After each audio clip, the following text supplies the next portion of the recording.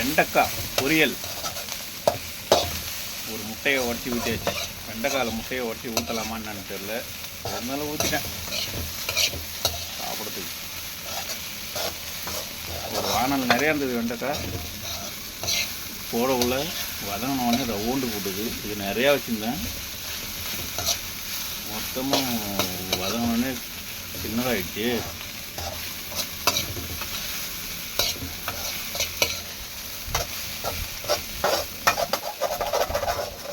முட்டையை ஊற்றினா எப்படி இருந்ததில்ல.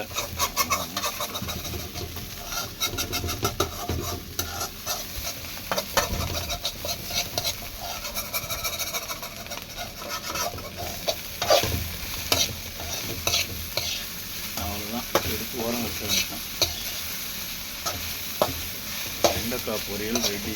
அடுத்தது ரசம், மிளகு ரசம் போட்டு நல்லா காரமாக வைக்க வேண்டியதான். இன்னும் வதங்கணுமோ, இருக்க ரவுண்டு போயிட்டே இருக்குது. வதங்க இன்னும் வதங்கணும் போல. இன்னும் நல்லா வதக்கணுமோ தெரியலையே, வதங்கின மாதிரி தான் இருக்குது. போதும், வெள்ளைக்காரன்லாம் அரை வேக்காட்டில் தான் இருந்துடணும், பச்சை காயாத்துன்றோம். நம்ம லைட்டாக வேக வச்சு கூட சாப்பிட்லாம், இன்னும் தப்பு இல்லை. வெண்டைக்காய் பொரியல் ரெடி. Okay, deal.